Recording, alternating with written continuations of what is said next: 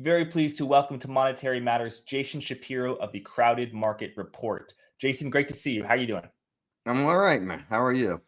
I'm doing really well. Jason, you've been on my previous show, Forward Guidance, before. You've made some incredible calls. You've been on a few times. And I think you were almost always bullish on stocks, which was the right call. There was one time when you were neutral. And I also remember you made some one of the most prescient calls I've seen on industrial metals when everyone about 5 months ago was super bullish on copper. You were bearish. And I've never seen a call work out so well, so quickly. So I think you do have a knack for market timing and judging market sentiment.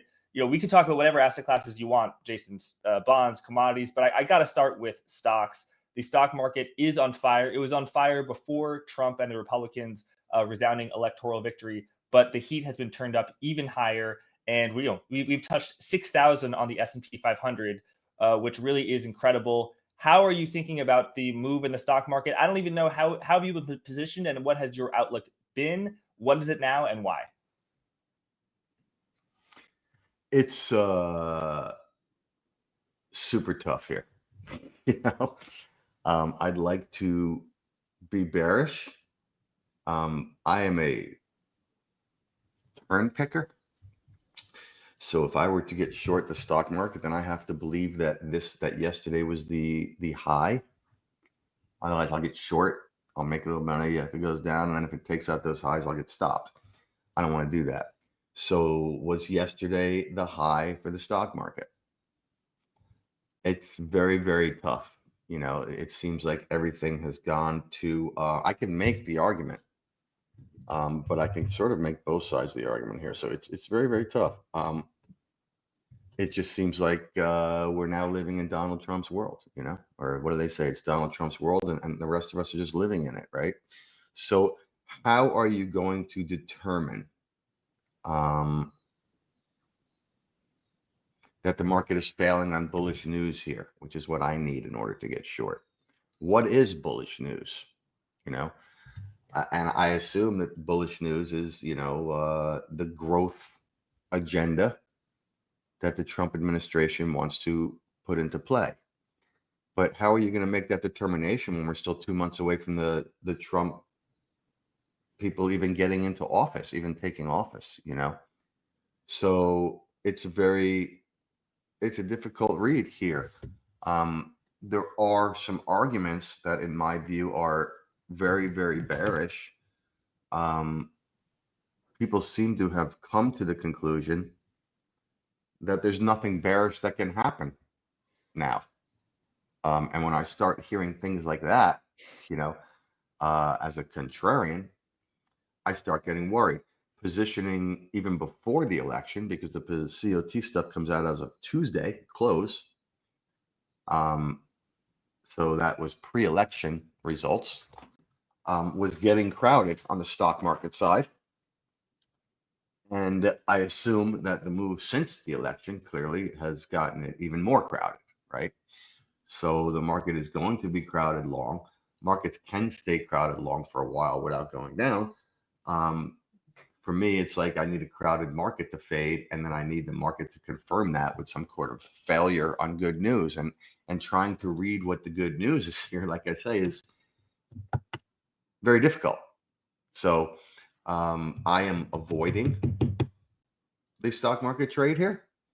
I'm looking more at things like the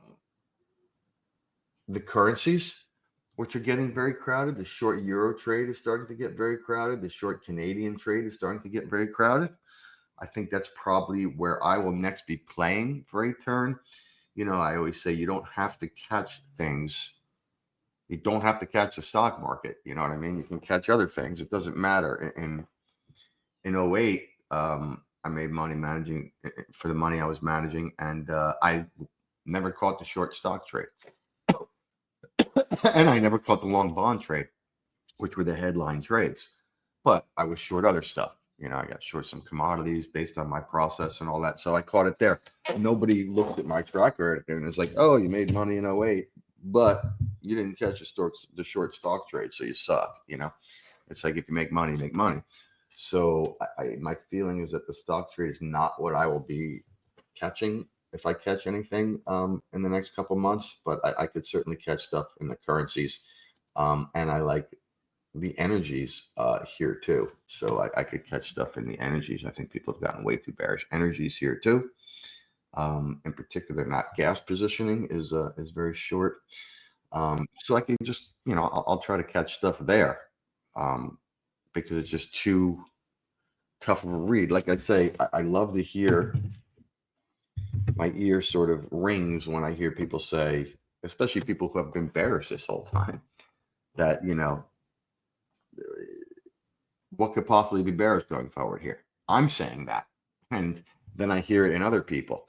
And it's the same thing kind of with Bitcoin, I think, which I don't trade, but we're starting to hear that in Bitcoin, right? Which at the end of the day is just another Trump trade risk asset type of thing. We're starting to hear that in Bitcoin too. How could it possibly go down from here? Well, maybe, but that tends to be when things do go down, when no one can see any possibility of it going down. So I think that's what we're looking at here. So your process, as is suggested by the phrase crowded market report, you look to go into a market that is crowded, whether it's long or short, and take the other side of the view. So you do see some crowded markets in the commodity space, in the currency space. You think it's a little bit too hard in the stock market space, to use that Warren Buffett phrase. It's in the too hard pile. I'm not going to get involved. But I do want to hear your thoughts on it, even though you're not confident enough to take a view either way. I mean, what are you going to say? You have an administration, that is coming in and is pushing a very pro-growth agenda. Let's grow, let's take away government, all the kind of Reagan-esque type of things, right? That should be economically, obviously, very, very bullish, right? Is it inflationary? Is it not? You know what I mean? It's tough to say on that side, but on the surface, that should be very, very bullish, and we had an election where I think that while the market believed that there was going to be a Trump victory, there was still a surprise in that election. I don't think anybody thought that it was going to be over as quickly as it was. Clearly the consensus was, it's going to be at least a few days and maybe a few weeks before this all gets sorted out. But truthfully, the thing was sorted out by about 9 p.m. It was one of the quickest elections you've ever seen. So, and on top of that, you had a complete red sweep. So, Donald Trump now has carte blanche, based on what the voters had to say. So the market had to adjust to that, certainly, right? Like I say, it wasn't a surprise that he won necessarily, but in the way he won, I think was a big surprise. So the market had to adjust to that, and clearly has, right? So now what? And the question is, that's the momentum. When do we know that it has made that adjustment? Has it already made the adjustment? Did it take a week, or is it going to take longer? Have people put all their money to work, or do they still have more money to put to work? Tough to say, but certainly that adjustment had to be made based on the results. Do you think all or most bear markets in stocks begin at euphoria, or is it possible for bear markets to begin when the market is not euphoric or not even bullish at all? In other words, I, as someone who's a lot younger, I see just looking at 2021. There was an immense amount of euphoria in the market. And yes, Amazon and the Magnificent Seven and those high quality stocks were at rich valuations, but it really was, for lack of a better term, the crap that was rallying. I don't see a lot of crap in the market today, but I see that crap beginning to rally. The reality is that a lot of the crap has been delisted from, I don't think a lot of the crap has been unloaded from venture capital, via investment banks with IPOs and SPACs. So I think all the money that's going to risk assets, there's the current stock market and then there's crypto, but there isn't all of these, there aren't 25 electric vehicle companies going public. And so I just don't know what is the trigger for a bear market to begin. Like, yes, are we in a mildly euphoric stage? Yes, now, yes, but it can continue, and get into the real nosebleed levels. I don't know. What do you think? I think that's the That's the question right there. Are we at somewhat of a euphoric thing going on here? Yes. Is it euphoric enough? Is it euphoric as it was in 2021? Probably not. Is the crap moving? I mean, it's starting to, right? Do we necessarily have to do exactly what we did only 3 years ago? Probably not. Each one is a little bit different, I think. In particular, the closer the previous one was, and the more people have a memory of it, the less chance that that's going to happen exactly again, right? To your question, do all bear markets start at euphoria? I'm not going to say all bear markets start at euphoria, but most of bear markets start with euphoria because of the discounting mechanism, right? So are we at total euphoria here? Again, it's hard to say. And you're getting viewpoints on both sides because it's so politically motivated that the people that are Trump supporters will go ahead and make the hugely bullish argument here, right? And the people that were not Trump supporters are making the bearish argument here. I mean, this is the world we live in. You know what I mean? And Elon Musk is getting involved. Fading Elon Musk has never been a great idea. As much as people have liked to do it over the years, it really has not paid off very well. Does that mean this time it won't? No, but it's a very, very tough read here, which is fine. There are times when you just have to sit back and wait, and I think, at least for me, and at least in the stock market, this is one of those times.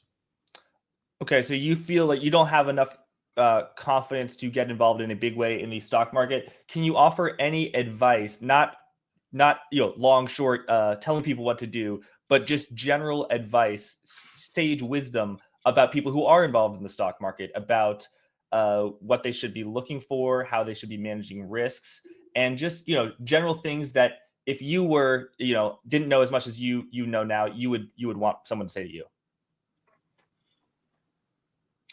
At the end of the day, where we are right now, today, this week, post-election in the stock market, it makes for great talk. But at the end of the day, you want a portion of your portfolio to be long stocks over time. I mean, we've talked about this before, right?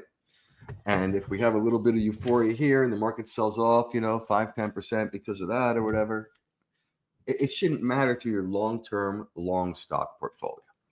So if you're a long-term investor and you're in the stock market, you're not going to try and trade around it because that's going to kill you over time, right? So you stick with it. If you're trading, I don't think that buying right here is necessarily the greatest risk-reward trade, but I don't think that shorting is necessarily the greatest risk-reward trade here either. So, one key thing about trading is there's not always a trade.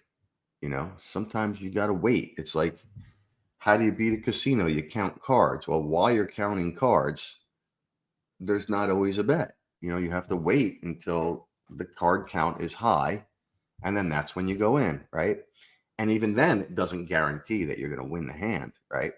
But that's when you want to get involved because that's when the odds are in your favor.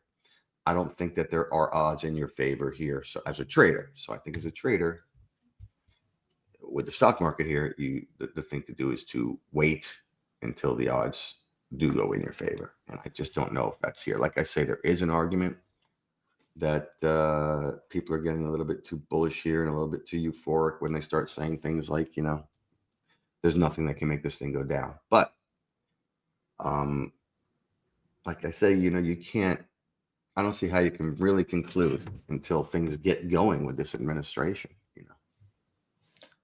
And I take it you want to wait for the fat pitch where you have a greater confidence, greater risk reward. I could see that you seeing a short in the future if the market goes higher. What would you have to see for you to become bullish once again, other than the market going down a lot? Like, what fundamentally, either in positioning, if the S&P in 6 months is at 6,200, under what circumstances would you be bullish that? It would be very hard, but I would have to see that people were selling into the rally. I would have to see positioning getting less long than where it is now. If they were selling into the rally and doubting the rally, that could get me bullish. Mhm. You know, most of my stuff is based on the positioning because I see positioning as the best discounting measure for the market. So I would have to see positioning act that way. And you never know how people act until you see the data come out. Could they be selling into the rally because they doubt it? Could happen. I've seen it happen many times before. You know, we could have a quick sell off and people could freak out and short into that and get super short, and I could get bullish there. That's usually how it happens, right? But it's not that I'm not necessarily bullish. It's just that based on my process, I can't be long here. You know, there's a difference there, right? I'm not short either, right? But I'm a turn picker, so you can't say that getting long the stock market here is turn picking by any stretch of the imagination, right? So that's just not my trade. Right. And then you've got these great charts on the positioning in various markets, showing the commercial position versus speculative position. If we take something like the S&P 500, what are you seeing there in the positioning, and how does that inform your neutral view? Yeah, they were getting pretty long, the S&P in particular, relative to the other indices coming into the election. So my assumption now is that they're even longer. We will know on Friday what the official data says. But I'm going to guess that they're a hell of a lot longer. So again, I could get short here, S&Ps, if I could get a good read on the news failure action. I certainly could not get long here. Got it. And that by that news failure, that is such an important concept. I'll give people an example. In April of 2020, airlines reported catastrophic losses in their fundamental positioning. Basically, if there wasn't government intervention, most of them, all of them, would have gone bankrupt. However, the stocks were rallying like crazy. That is a typical news failure when you have horrible news about a stock, but the stock market goes up. The move in the asset belies and contradicts the fundamental news of how it would be interpreted. The opposite is if something really good happens, but the stock market or the asset goes down in value. So that is just what a news failure is. Correct. And so what are you thinking about the bond market now? The bond market sold off initially upon the election result. It's gained back pretty much what it's lost in the 10-year. How are you thinking about bonds? There's an argument that the Trump tariffs will be inflationary. A lot of people in the Trump camp say that's nonsense. Regardless of your particular view on that fundamental issue, how are you thinking about bonds? I mean, economic history has shown that large tariffs are inflationary, okay? But they haven't done any tariffs yet. You know what I mean? That's what I say. Like, we have to wait to see what they do, right? They're talking about it, but we know how Donald Trump operates. He's a negotiator, you know? So he's out there warning about tariffs, and you would have to think that it's based on he's pre-negotiating with these people. He's trying to scare them so that he doesn't have to do tariffs, right? Or, let's make the trade thing more fair so he doesn't have to do tariffs, or do something like let, BYD open up huge factories in America and build their cars here. And then he doesn't have to do tariffs. So to make a conclusion based on what his tariffs are going to do is ridiculous, because we don't even know if he's going to do the tariffs. Let it happen, and then let's see how the market reacts, right? That's my take on that. Everybody's speculating. It's like it's the Trump haters that are saying the tariff thing, right? They want to believe the guy's going to fail. You know how people are with the whole politics these days. Everybody is so bipolar with this shit. Nobody can just have an open mind about it. So they want to say that it's bad because of the tariffs, and they want to say that it's bad because he's going to kick out, whatever, some large number of people that have come into the country, and that's inflationary too, because who's going to do these jobs? But it hasn't even happened yet. So, let it happen first, and then let's talk about it. That's how he plays the game, right? He's tough in public as a way of trying to scare people into coming around to his ideas. He doesn't, I think, want to do tariffs. He's threatening with tariffs. And I'm not saying he won't do them, okay? But I'm saying we just don't know, and that's what makes this whole thing so tough, The bond trade, I thought was somewhat obvious going into the first rate cut. And now I think it's a lot less obvious, right? I thought the long end was a huge short when they cut rates. And now it's a hell of a lot less obvious because position has adjusted.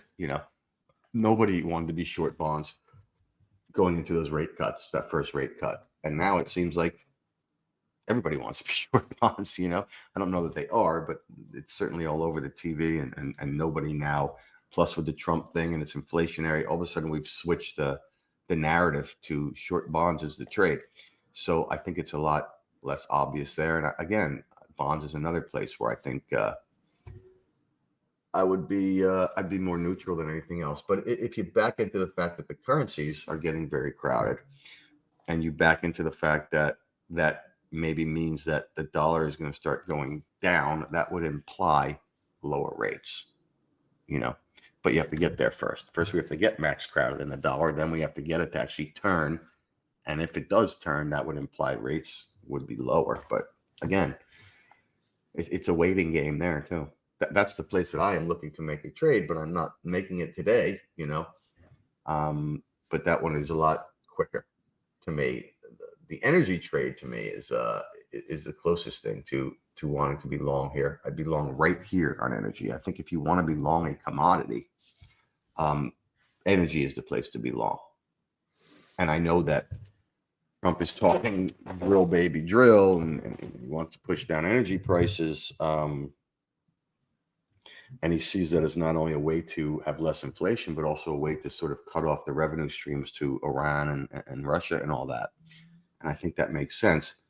If there's anything I think that is going to be the hardest thing to do, even if this guy were to pull off all the things that he wants to pull off, I think that's going to be the hardest one to do. Because how do you drill, baby, drill if energy prices go down? Who's going to drill? No one's going to drill if it's not profitable to drill, right? So I think that of all of them would be the hardest one to do. I think that of all of them is the one where people are most crowded, short energy. I can't find very many energy bulls out there at all. And then you see today's movement. Personally, I think long energy versus today's lows or yesterday's lows is the trade from right today. So interesting. You like being long energy, long oil. You mentioned natural gas earlier. That is pretty contrarian. I don't know many people who are talking about how the price of oil is going to go up, other than people who have a hedge fund or an investment fund where they own energy stocks, where they obviously, they need the price of oil to go up. Jason, I saw some charts maybe 2-3 months ago showing how energy, I think it was 2 months ago, energy was incredibly crowded as a short. The hedge funds were just piling into being short oil. But the price of oil has been pretty flat over the past 2 months. Is the positioning now more extreme as a short than it was 2 months ago? I think it is, yes. Mm-hmm. So, yeah, I think that's the best risk reward trade out there. And like I always say, doesn't mean it's going to work. I just think that, to me, the way I measure stuff, that's the best risk reward trade there is out there, long energy. And you have that position on right now? Yes. Okay, interesting. What about other commodities? I don't really like them. I haven't liked, based on the positioning, the metals for quite a few months. What about, so that's industrial metals. What about precious metals? What about gold? No, I'm talking about like precious metals. I mean, if you look, we had this whole thing about precious metals, recently. Gold is actually where it was in mid-September, right? We're 2 months later. This thing it went up, it made a new high, but it's come back down. It's where it was in mid-September, right? We had a whole freak show on silver in the last few months when it made new highs. Well, silver is where it was in mid-May. So truthfully, it hasn't gone anywhere. Feels like it did, but it didn't. This stuff got super crowded, a couple months ago, which is why I was avoiding. Platinum too got super crowded. Platinum, again, broke out. It looked like in mid-October, but truthfully, platinum is nowhere. It's where it was in May. It's got nowhere since May. Palladium had a huge breakout. Everybody was all over that palladium breakout, a few weeks ago, and it's given back that whole breakout and twice as much as the breakout. Palladium is nowhere. You're talking about a market that isn't even up on the year. you know. So I don't like those. People are now starting to get out of what was a very crowded long position in those. But I think they still have a way to go to get out of that. That's not, to me, a good risk reward trade here. The short was a good risk reward trade a few weeks ago, but to me, they're getting out very quickly. So I don't see very much great risk reward in that trade either. I think if you want to be long a commodity, you be long the energies. That's my feel here. You've had some very good calls on gold before. I think in our first interview, you said you were short gold or had been short gold, and that had been working. Hopefully, you got out of it before it started rallying like crazy, but it has been rallying like crazy, and you now think the move is over. Jason, your sentiment analysis I rank so far much higher than my own. But the one chart I would look at is the market cap AUM of the gold ETFs, for example, GLD. Which I have no commercial relationship of, just to be clear. But briefly during the bull market in gold in probably 2012, I think crazy to say now, but GLD market cap exceeded SPY, the S&P 500 ETF, for a few days, a few weeks. Interestingly, and most of the time when gold goes up, the AUM, assets under management of GLD, would go up as well. This time it hasn't, suggested that the people who are buying gold are Chinese or Asian or hedge funds, but not the mom and pop 60, 70-year-old people who like gold. I mean, the people who like gold, they always like gold, but you haven't seen a lot of retail participation in America based on the AUM of GLD in terms of inflows. I'm curious what you think about that. And basically the argument there would be, because there hasn't been retail participation, there's room for there to be a lot more retail participation. And in other words, it's not crowded. Well, maybe they all went to Costco and loaded up on gold bars. Why would you get involved in the futures market, right? When you could just go to Costco, ETF, but yeah. Or why even get involved in the ETF when you could just go to Costco and get your gold bars, right? You really think the world's coming to an end. Why do you want to be in the ETF anyway? I mean, I'm just speculating here, but Costco did suddenly start offering these gold bars at a pretty good price. And people were, as we saw, lining up to get those, right? There were quite a few news stories about how Costco was selling out of their gold bars very quickly, right? So maybe they were doing it that way. Yeah. Let's see. Currency. I really have not been paying enough attention to currencies, the attention that it deserves. I know the dollar has been going up. That's about all I know. So the DXY has been going up. That's what I know. So I presume it's been going up against the euro. Perhaps it's been going against the yen. I don't know what it's been doing against other emerging market currencies. Give us a general review of the currency world and your specific views in it and why, Jason. So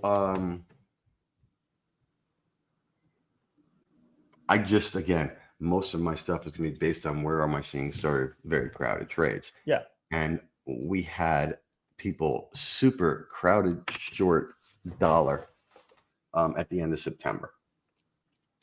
And lo and behold, the dollar turned and has rallied a lot since then. And those shorts have gotten out. We're now seeing people getting super short euro. We're now seeing people getting close to getting super short the Canadian dollar again, which we've seen before. We saw at the end of last year, right before there was a big Canadian rally. We saw at the end of July of this year, right before there was a big Canadian dollar rally. They got out of those shorts. The Canadian dollar went right back down. These are just trades, you know what I mean? So we're starting to see the Canadian dollar get there as well. So that's really it. And the whole, I think, trade war thing, now has piled onto that momentum. And we're starting to hear a lot of talk about the euro in particular going to parity, right? Just had an article come out this morning all about that. Euro parity. Currency strategists are shredding forecasts for the euro in the wake of the US election and coming up with a new call, slide toward parity with the dollar. So that kind of thing makes me want to go the other way. I'm not going to just go the other way. I'm going to go the other way when the market confirms that with some sort of news failure event, be it some kind of stronger U.S. data that the dollar can't rally on, some kind of weaker euro data that the euro can't go down on, that type of thing. But that's what I'm seeing in the dollar. So that, like I say, is probably going to be where the next table where I'm seeing the card count getting high is going to be in that currency area. And it's interesting to me, the dollar has rallied upon Trump's victory because previous in the year, there was a perception in the market, by which I mean a macro narrative, that Trump would be bearish for the dollar because a bearish dollar is actually good for American manufacturing. In particular, J.D. Vance had advanced the view that a weak dollar policy might not be a bad thing. I believe that's the case, but that definitely was the perception. That's true. That's yes. true. And so it just goes to show that it's just a narrative. Just like high interest rates are bad for some small cap companies, the Russell, unless, interest rates have been going up and the Russell has been going up. So, higher narratives change, correlations for the change. Russell, unless the Russell goes up 10% in a week. So you have a high, what is your level of conviction on your view to be bearish the dollar and bullish the euro against the dollar? Again, I won't have it on until the market confirms that, right? Okay, so you don't have that on. Unlike the oil position, you don't have that on. Correct. This stuff can stay crowded for periods of time. So until the market can confirm the idea, I won't have it on. It's not confirming it today. The euro is making new lows today, right? I don't buy things that close on new all-time lows or new lows, just like I don't short things that close on all-time highs, right? I need the market to tell me that it's time to do that. I don't fight tape, I don't fight the tape because that is death, right? Over time. So I need the market to confirm that. Is it going to confirm that in euro this week or next week or in a month?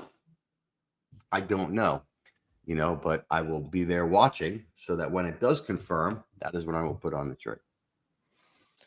And how are you thinking about carry? The fact I'm just looking at the German 3-month yield, it's 2.9%.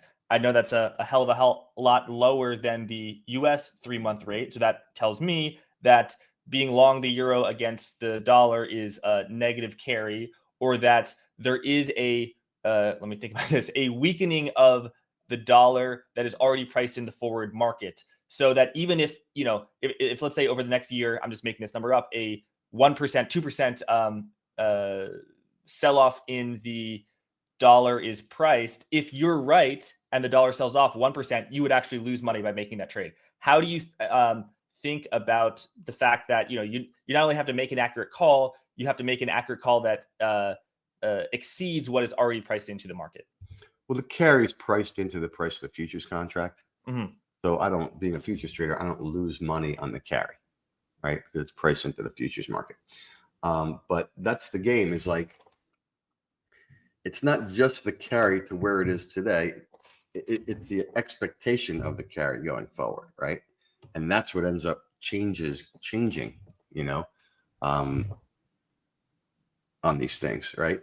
The yen carry was the big one. Well, what got the yen carry train to unwind was suddenly there was a change in expectations of the yen carry, right?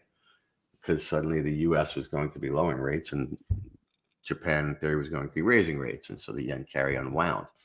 And it's the same type of thing. It's expectations of the carry is what matters, right? The market being a forward-looking discounting mechanism,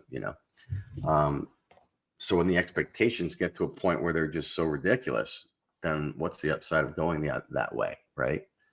And the market, as I say, will tell us when. That's why you get a news flow, you get a piece of news that supports the idea that the carry is going to continue to get worse, and the euro doesn't go down on that. That's when I'm looking to get long the euro, right? And lo and behold, if it ends up working, what will happen is the euro will go up, and a few weeks later, we'll get news that, oh, well, that future expectation of carry is actually now changing, right? The market always moves before the news, right?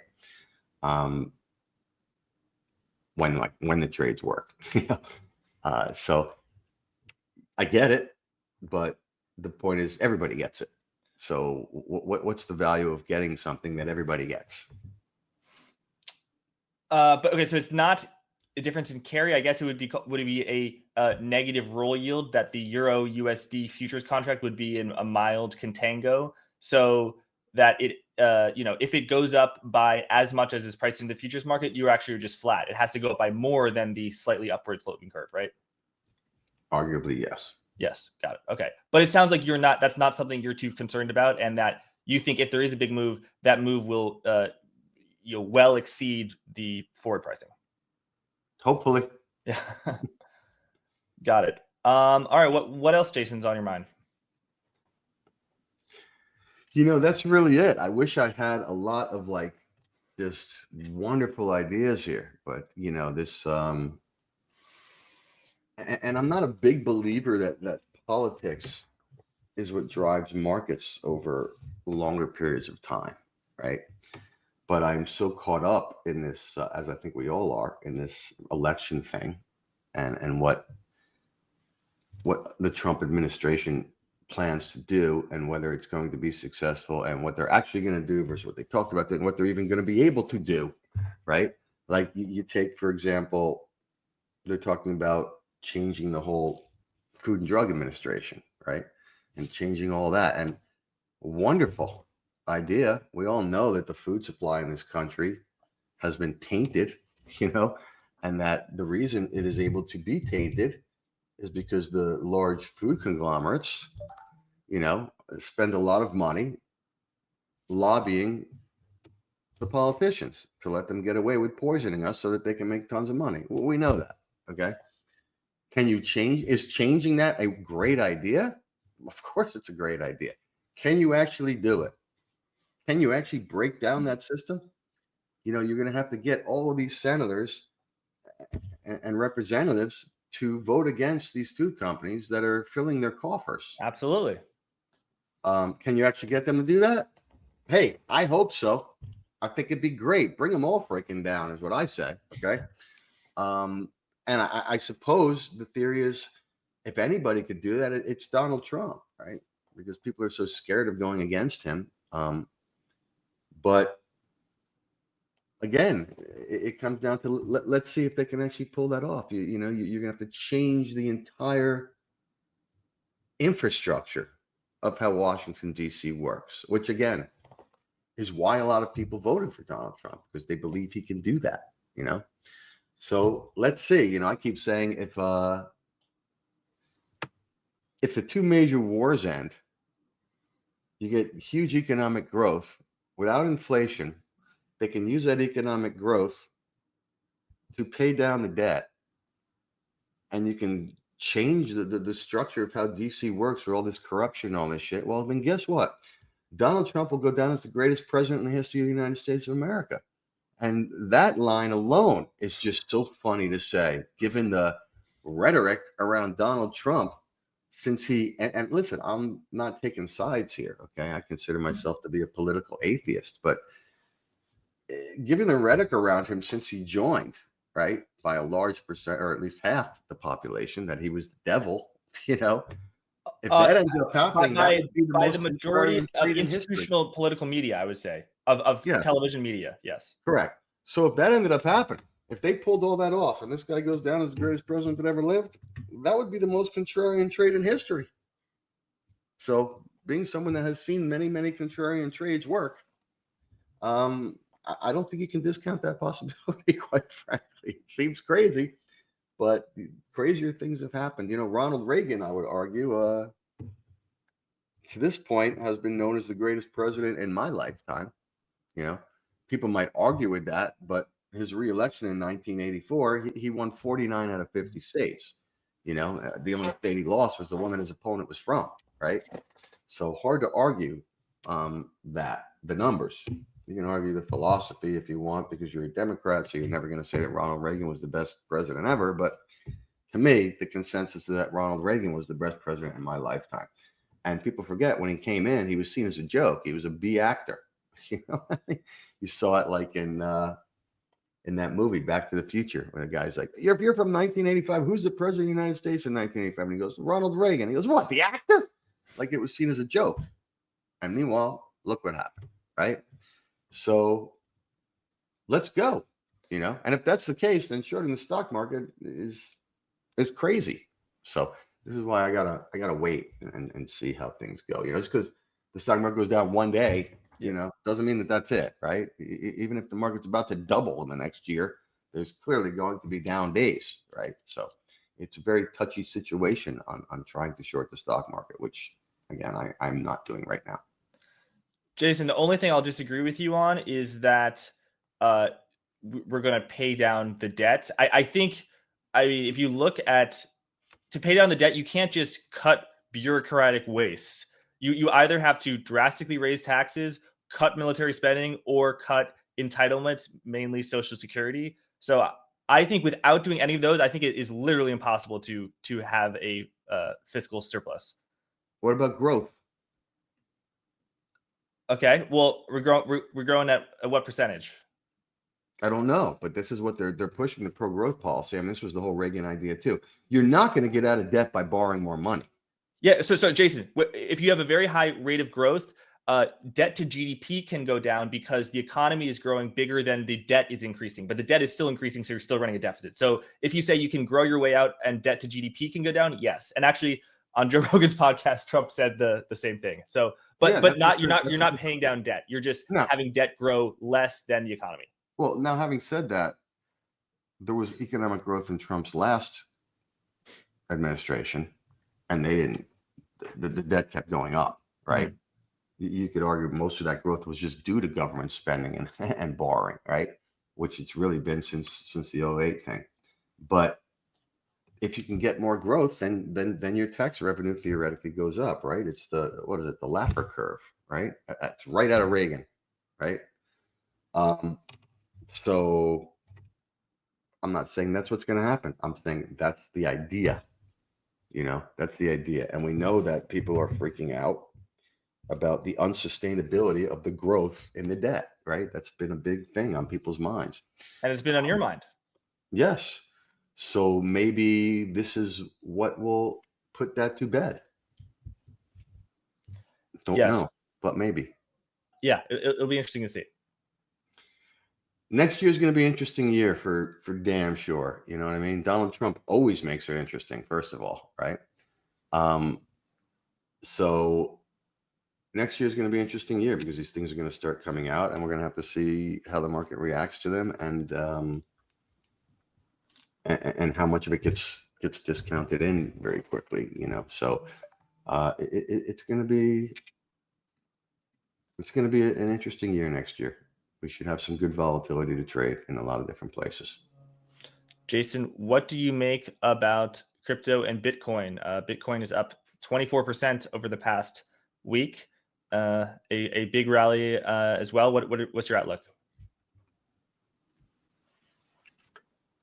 You know, I posted something on Twitter about, I don't know if it was 6 or 7 weeks ago, where I was, and I'm not going to sit here and make a fundamental view on Bitcoin, because if you can't find somebody to explain the fundamental view on Bitcoin better than me, then you're not listening to the right people. Okay.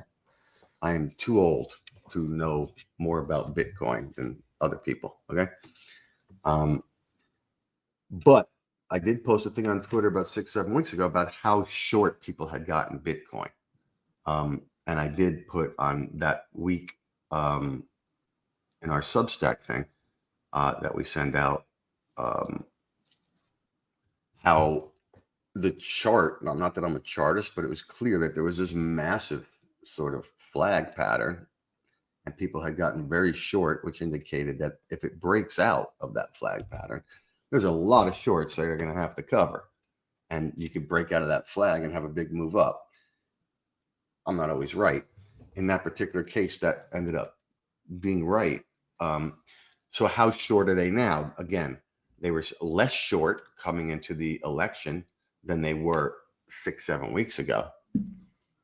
Where are they now? You have to think they're a hell of a lot less short after the move, because anybody who was short had to have gotten squeezed out by now, right? Especially after yesterday's move. So I would think that now, again, you're going to get bored of me saying this, but the risk reward has switched there now to a much more neutral stance from the way that I look at stuff. On a fundamental basis, it's the same thing as the rest of everything we've talked about. Bitcoin is the Trump trade, right? Are they going to come in and build a national reserve of Bitcoin and all that? Because if they are, that's a tough tape to fight. I have always thought that a certain portion of your portfolio should be allocated to Bitcoin,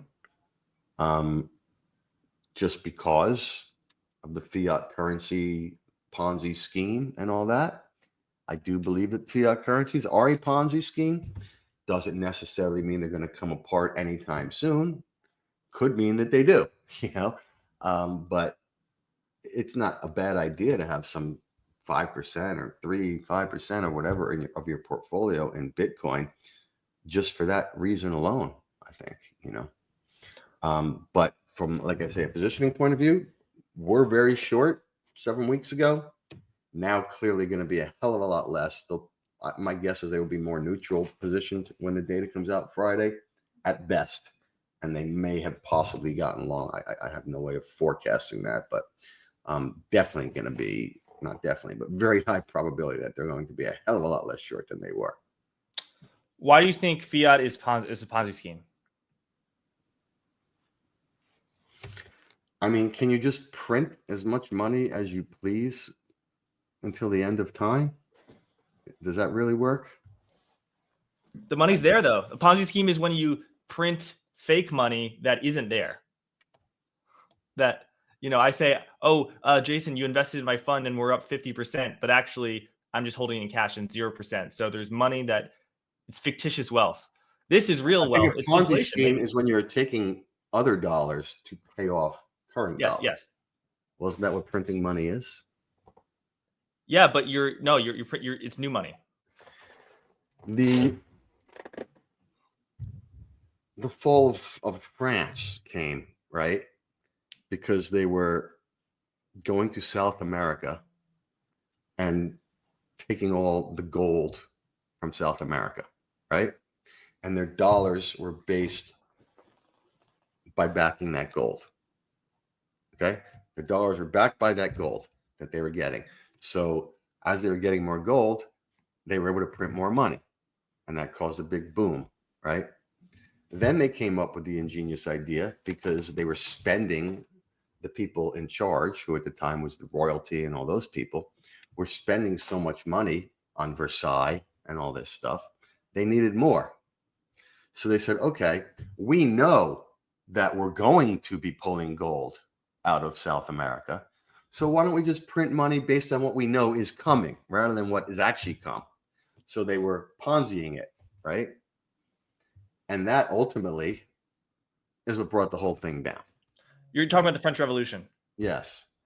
Right. That's what led to the French Revolution, right? So I don't care what you are. I know we're the United States. I know our money is the reserve currency of the world. I don't think that it's unlimited, the amount of money that we can print. I don't think there's such a concept as unlimited anything, right? There's a limit in every science in the world, including how much money the U.S.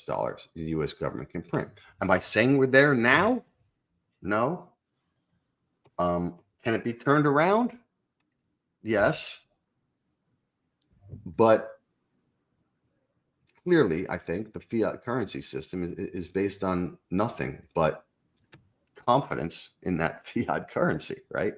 And if you lose that confidence, which will happen if you continue to print and continue to have unsustainable debt levels, right? That's what will bring it down. So why not have, some portion of your assets, depending on how much you believe in this whole conspiracy theory, some portion of your assets in crypto, in Bitcoin, right? Why not? It's a great hedge to anything else, if nothing else. Plus, now you have the other things on top of it, right? Which is Trump administration is believing in it, and you've got all that stuff. So tough to buy it here, but why not have a portion of your assets? Just like a portion of your assets has to be over time invested in the stock market, right? Some portion of your assets, I believe, should also be invested in crypto. Yes, some portion of my assets is invested in crypto, so I've been quite pleased in the rally. I would not say that I really understand the fundamental case for it. I just think that it is it's a sardine, not for eating, it's for trading. And I would never say that like Bitcoin would go to zero. I think people who, public intellectuals, public financial people who say Bitcoin's going to zero, it's just such a stupid call to make. Not even the call itself, but just reputationally, because it's like if it doesn't go to zero, you're going to look so dumb.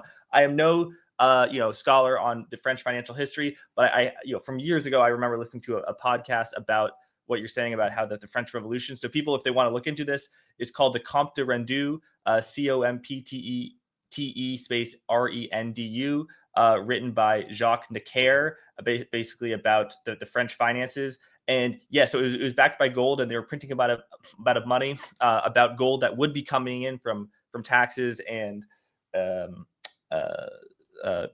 discoveries of gold, conquest and the like, and that didn't materialize. So that's a good point. However, I would say that there is no promise. The dollar is not backed by gold, has not been since 1971.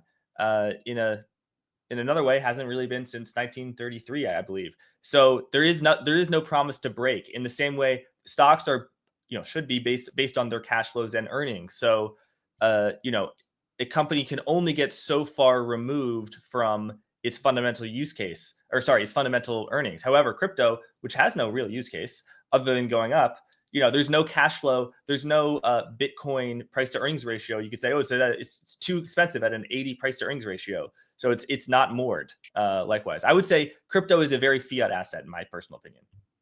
Without a doubt. Without a doubt. Yeah.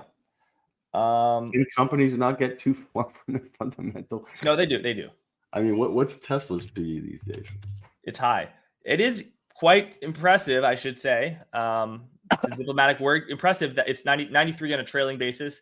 That Tesla's revenues grew 2% on the most recent, and the stock is just going up tremendously. Now, some people on the right would say it's going up because of Trump, and it's because the wrong and injurious democratic crackdown on Elon Musk's business empire is not going to happen. That's one way of looking at it. Maybe if you're on the left, the outlook of saying that Elon is going to have, let's say, a favorable relationship with Trump. Either way, Tesla's going up, but whatever. What are you going to do? It's all at this period of time driven by this whole election thing. And I think that will create opportunities to go against as time goes on. I just don't think that they're this particular second. Jason, do you have any views on either particular stocks or sector rotation? For example, it is no longer just the tech sector that is going up. There's a tremendous rotation into financials, into cyclicals, into small caps. You have a view there? Yeah, let them rotate. Let them rotate. It's probably going to take a while. Let them do it, and then fade them. But they have to get all in first, right? There's quite a ways to go. You just do the math. Obviously, you sell 10% of your holdings in, whatever these large cap stocks and put them into small cap stocks. Like the numbers are ridiculous, right? 10% of Nvidia is probably worth the entire Russell or something like that, right? So, the numbers are ridiculous. You got to let them go, let them do it, and then let the markets sort of absorb it, and then there can be something to do. But until they're done doing that, you can't get in the way, is what I think. So, but why are you not bullish on small caps and financials and the like? I'm not saying that I'm not bullish. I mean, I don't trade those things. I do trade like the Russell futures or something like that, right? But I'm going to be bearish all that stuff soon enough, right? But I don't get in the way of a steamroller, So let the steamroller roll, and then I can start thinking about going the other way. But right now the steamroller is rolling, so I'm not going to get in the way. Yeah, well, Jason, I guess the Russell is extremely close to being at its all-time highs, probably a few percentage points away. Less. We almost got to it yesterday. Jason, I believe you began your career, or early in your career, you traded China quite heavily. How are you thinking about the Chinese stock market, which had a rip roar of a time in late September, mid-September, and since then has kind of flattened out, but it was a huge move. It was. We had the big stimulus play. I think it's extremely important to watch that because given that the world is now, well, was until last week, was so stimulus centric, right?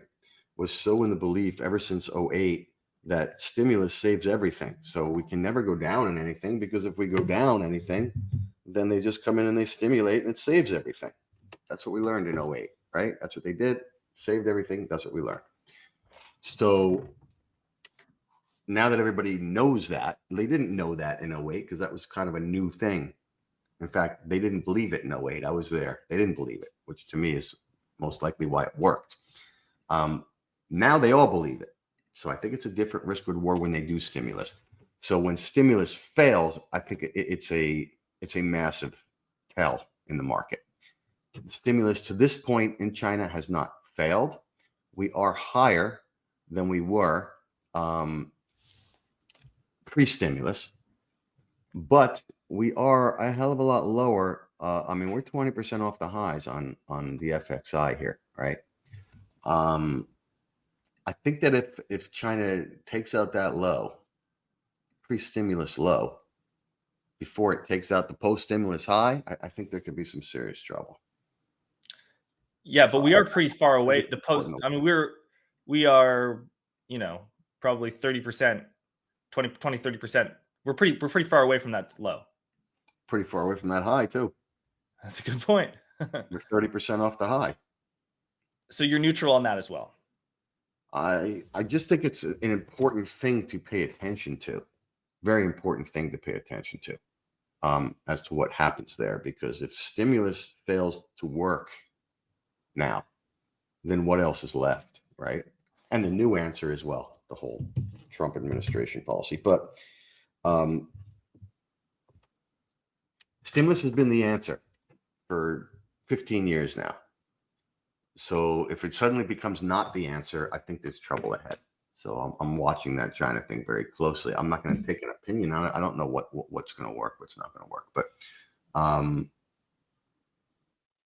I think it's important to watch. It's really important to pay attention to it, to see how it reacts and how it does. So far, I don't see that it's reacted very well, personally.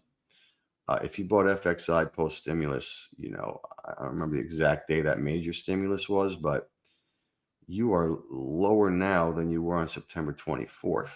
We're 6 weeks into this, and you're lower now than you were 6 weeks ago. I don't think that's particularly a good sign. Mm-hmm. Well, appreciate your perspective on this. You have a lot of experience trading and trading China in particular. Jason, great to get you on Monetary Matters. Tell people about the Crowded Market Report, what you're doing. We will link to your YouTube video as well as to your Twitter. But what is the type of analysis people get, and what is your goal? Crowded Market Report was developed for the people who contacted me after I was in the market, Jack Schwager's latest book. I had hundreds of people contact me after that, asking me if I could teach them what I do, if I could show them what I do, if I could help them. So one of those people I said to, I can't help 300 people at the same time, unfortunately, because I have a job and a family.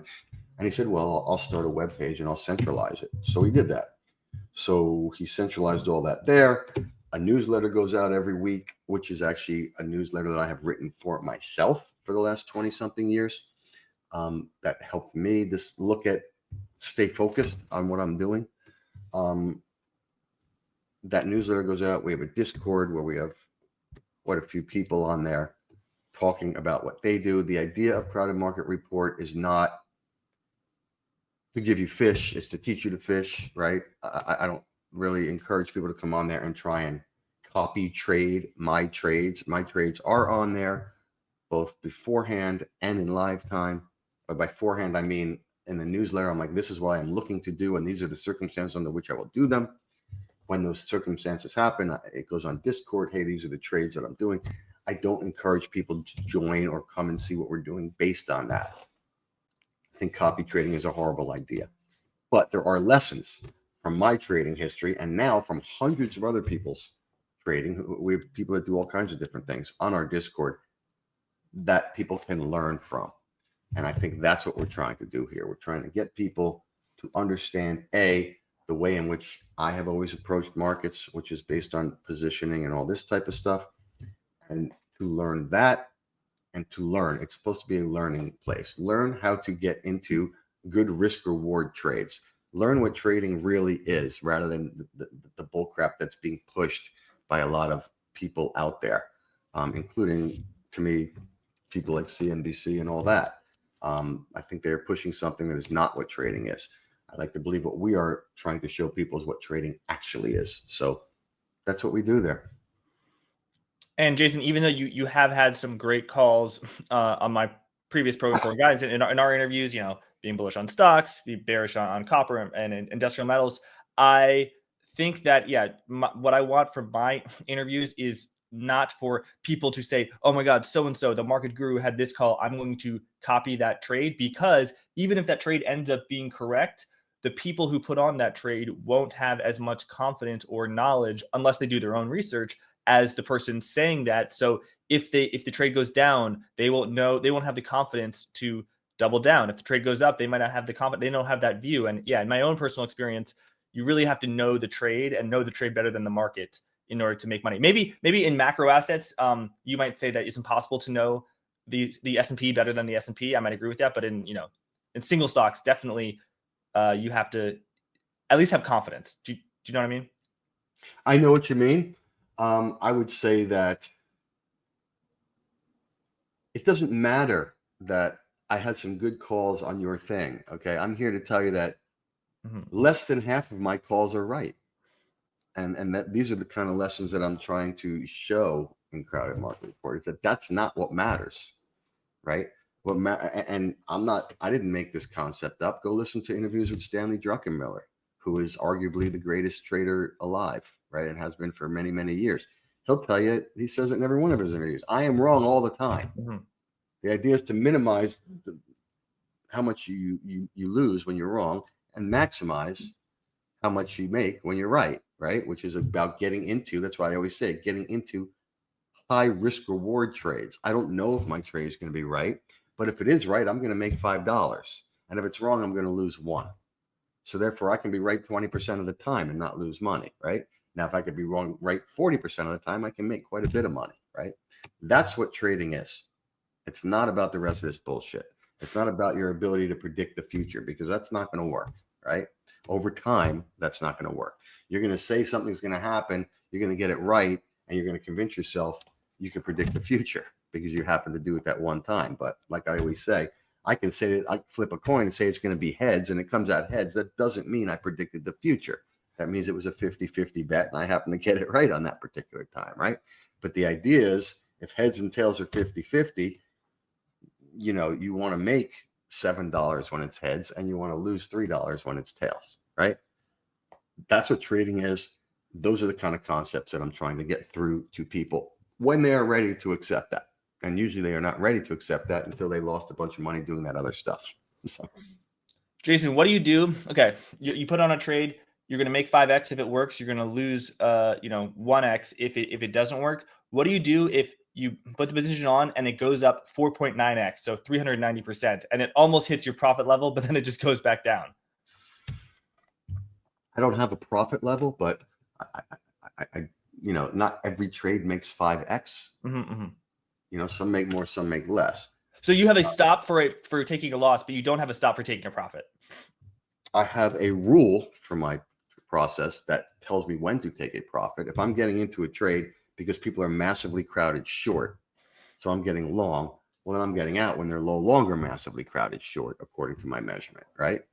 Because that's the edge I was looking for. So that's where I'm getting in and out for the same reason. I'm getting in because they were massively short. getting out because they're no longer massively short. If they get very close to my exit, it doesn't quite get there, and then it goes right back down and stops me out, what do?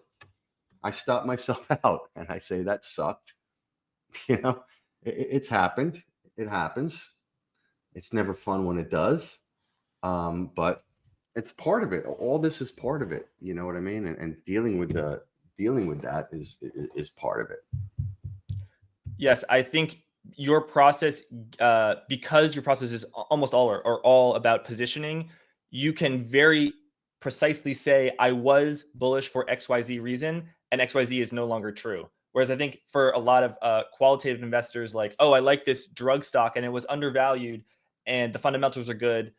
Now it's not undervalued. It's a lot harder to judge. So I think, yeah, exiting a position is probably one of the hardest things. And it's impressive that you have such a effective way of exiting.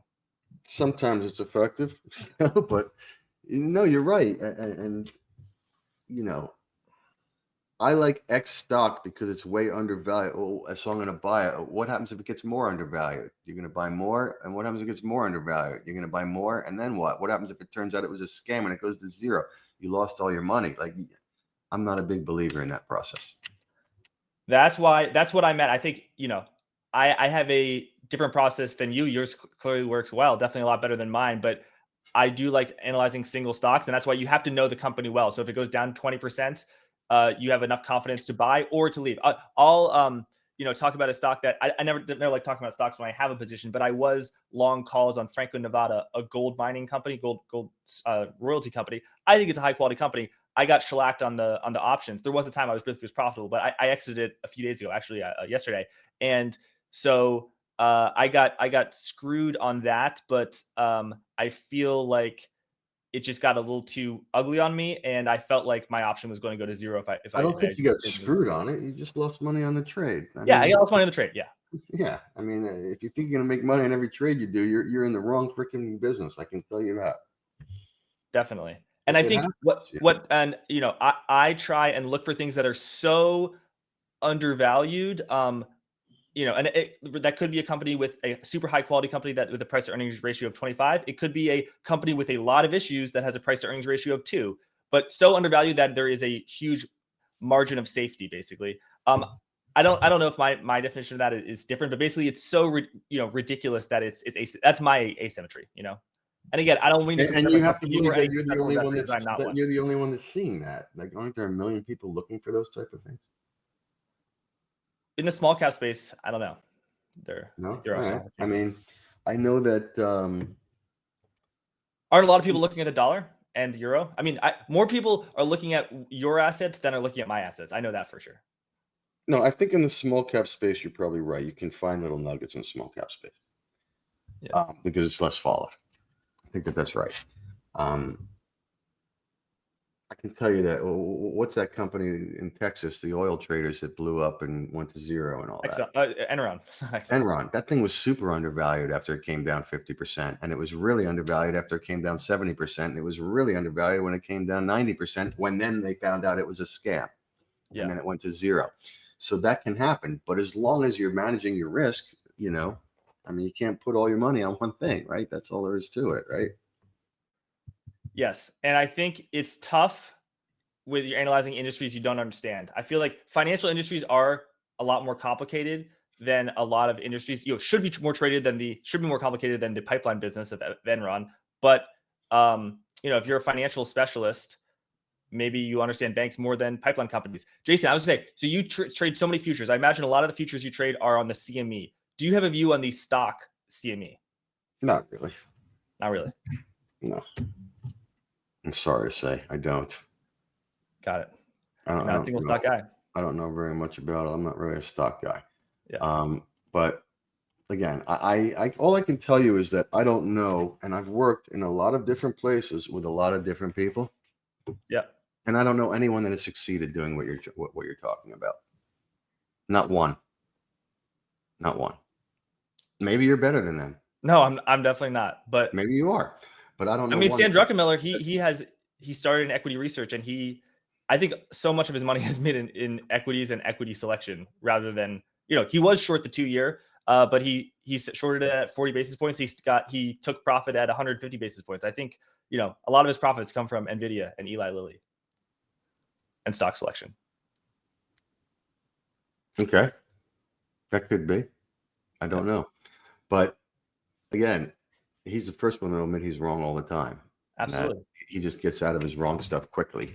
And it's very hard to get out of your wrong stuff quickly when you're basing it on value. Because like I say, it was a value at 50, it's more of a value at 40, and it's even more of a value at 30. So how are you ever going to get out, you know? You can check the video that I did a few weeks ago, right?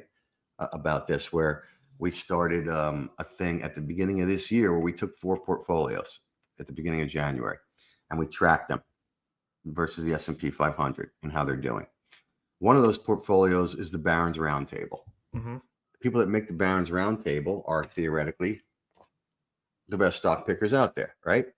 And they have teams of people working for them, and they have a lot of money behind them to do research, and they have the advantage of getting the best research and this, that, and the other thing, right? And of the 4 portfolios that we track, theirs was the worst this year. The S&P at the time when we did the last update on that a few weeks ago, I think was up 21% or something. You can check the video. We call it "Don't Trade Fade." Mm-hmm. The S&P was up 21%. The Barron's portfolio was up 4%. Mm-hmm. They underperformed the S&P this year 17%. You could have put a portfolio together shorting the Barron's Roundtable stocks, buying the S&P, and have no market exposure theoretically at all, totally money market neutral, and you'd be up 17% on the year. That's what you're up against, I think. You know, these are not stupid people, right? These are highly educated people with MBAs and CFAs, and this is what they do 24/7 is they analyze companies and they analyze stocks, and they do deep fundamental research into this stuff. Look where that got them. Now, this is only 1 year. I get it. But, you know, look where that got them. It's tough, but many people are trading the types of products that you trade. I don't want to say have a process that is similar to yours, although there are, but that, you know, many people are trading S&P futures who make lose money. No, and all I'm doing is fading them. Yeah. Don't forget, right? You're right. They are trading. A lot of people are trading the things that I'm trading. But the only time I'm taking a trade is when they're all lined up on one side and I'm going the other way, right? So I'm counting on their ability to suck at their analysis, right? Over time. Yeah, I guess the only thing, Jason, I would say is that if you're on the Barron's Roundtable, you obviously are a very smart person and have very smart people working for you. However, you are not going to be the type of person who at the lows of Silicon Valley Bank failure is going to say, I'm loading up on regional bank stocks, because Correct. that is bad for you reputationally. So you do have to Correct. kind of massage it a little bit. And yeah, I'm sure on the Barron's Roundtable, they talked about a lot of dogs, Warner Brothers Discovery, Walgreens, Intel, that have just drastically underperformed. But, you know, it's part of the business. People are wrong. They are.